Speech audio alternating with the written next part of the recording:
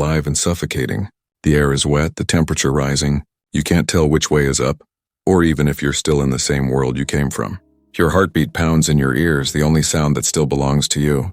Then from somewhere deep in the blackness comes a low, resonant groan, the sound of something massive, ancient, and alive. You've just been swallowed by a whale. But what does that really mean? Could you survive it? What happens inside one of the largest creatures ever to live on Earth? And what would happen, moment by moment, as your body is drawn into a world very few could even imagine? Tonight we journey into the depths to find out what would happen if you were swallowed by a whale.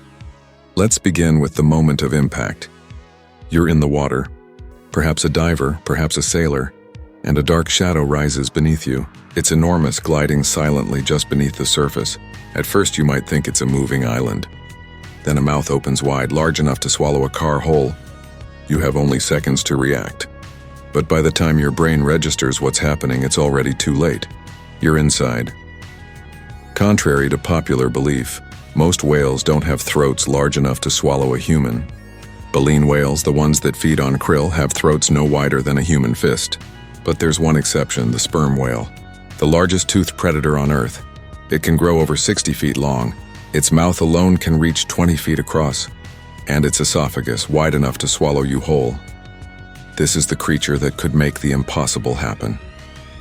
Inside its mouth, there are no jagged teeth tearing you apart.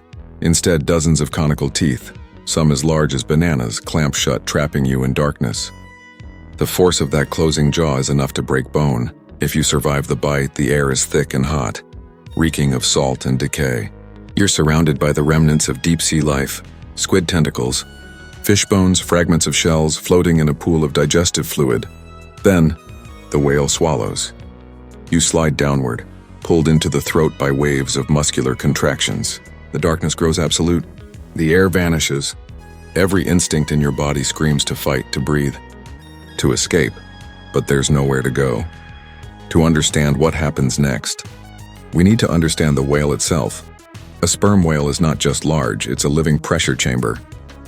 It can dive over 3,000 feet below the surface, where the pressure would crush a human submarine. Its body is built for extremes. Its lungs collapse to prevent nitrogen absorption. Its blood stores oxygen like a battery.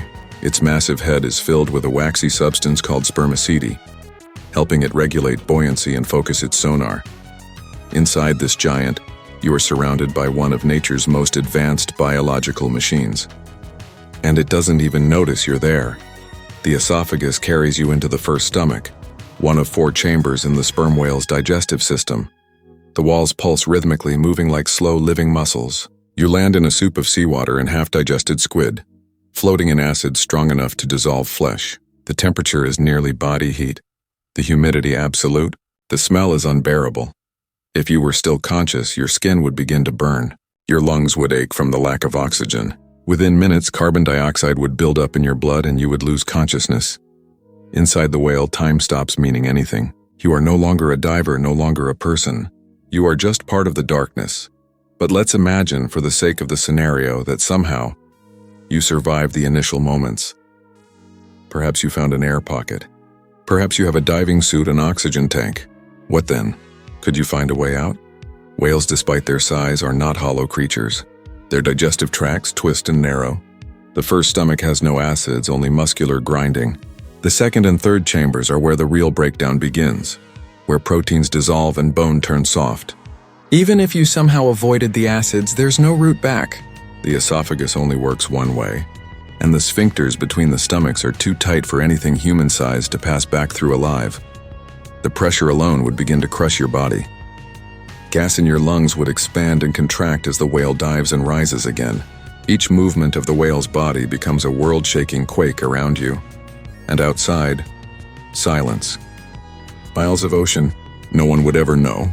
There is, however, one strange truth buried in maritime history. In 1891, newspapers reported the story of a sailor named James Bartley, a man supposedly swallowed by a sperm whale near the Falkland Islands and recovered alive 2 days later.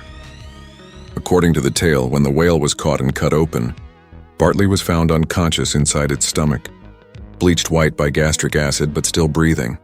For decades, the story was told as fact, a testament to human survival.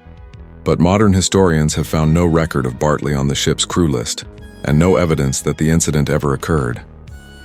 It was likely a fabrication, an exaggeration of the whaling myths that surrounded the late 19th century. Yet, the fascination remains. Because the idea of being swallowed by something vast and alive strikes something ancient within us, a primal fear. From the biblical tale of Jonah to the myth of Pinocchio, humanity has long imagined what it means to be consumed by nature itself, to face the unknown from within its belly. But reality is far less forgiving. To understand why, we must look at what the whale is doing while you're trapped inside. As it dives, the water pressure increases dramatically, each 10 meters adding another atmosphere of force. By the time the whale reaches 1,000 meters, it experiences a pressure of over 400 pounds per square inch. Its organs, muscles, and blood are adapted for this. You are not. Your oxygen would run out long before the whale surfaced again. Even if it returned to breathe, the sudden change in pressure could cause embolisms or ruptures throughout your body. The whale's heartbeat slows to conserve energy, sometimes beating only a few times per minute. The entire world around you moves at the rhythm of a giant heart. Inside that rhythm, your own fades. Scientifically, no human could survive long inside any whale. The temperature, acid, lack of air, and pressure would make it impossible. The body might remain intact for a time, but consciousness would not. Still, the question remains, what does it mean to be swallowed whole by one of Earth's greatest creatures? It's not just a question of survival. It's a question of scale. The sperm whale hunts giant squid in the darkness of the abyss. Its eyes are smaller than a grapefruit, but it navigates by sound, not sight. It can create sonar clicks so powerful they can stun prey. Inside its head, those sounds reverberate through cavities of oil and bone, shaping a perfect map of the world in total blackness. In a sense, the whale lives in a world we can't even imagine, where light is meaningless, where gravity is soft, and where every vibration tells a story. If you were somehow conscious inside it, you would feel that world through sound. The deep pulse of sonar would roll through your body like thunder. Every call, every click would be felt, not heard. You would exist in a living cathedral of sound, surrounded by an intelligence evolved over tens of millions of years. But to the whale, you're nothing. Not a threat, not food, just debris. As the hours pass, the whale's stomach begins its work. The acids, composed mainly of hydrochloric compounds, start to break down proteins and tissue. Hair, skin, clothing, everything soft melts away. Only bone and metal resist. In the deepest parts of the stomach, undigested materials like squid beaks or fish bones collect and compact, forming a waxy substance known as ambergris. Rare, valuable, and used for centuries in perfumes, ambergris begins as something indigestible, something the whale's body cannot break down. Over time, it hardens, smooths, and is eventually expelled into the sea. In a way, that could be your only escape. If a whale's body treated you as indigestible matter, your remains could one day emerge, transformed, floating in the sunlight once again. Part of the strange alchemy of the ocean. It's a grim, poetic fate. But let's step back for a moment. The idea of being swallowed by a whale may sound like fantasy, but it reveals something deeper about the human mind. For centuries, we have placed ourselves at the center of every story, believing we are the masters of the natural world. Yet here, swallowed by a creature far older, far larger, and far more adapted than we could ever be, that illusion dissolves. Inside a whale, you are reminded of your scale. You are reminded that the ocean does not need you, that it existed long before you, and will continue long after. It's humbling, terrifying, beautiful. If such an event truly happened today, a human swallowed whole by a sperm whale, the news would spread instantly. Satellites would track the whale, submarines and rescue teams would search the seas, but nature would not wait for them. Within hours, the ocean would reclaim its mystery. The whale would vanish into the deep, and silence would follow. Science could explain every detail, the anatomy, the pressure, the chemistry, but no explanation could capture what it would feel like. That moment when light disappears, when sound becomes heartbeat, when you realize you are not the explorer anymore, you are the explored. In that instant, the boundary between human and nature dissolves. You are part of something ancient, powerful, and utterly indifferent to your existence. And perhaps that's the real story hidden within this question.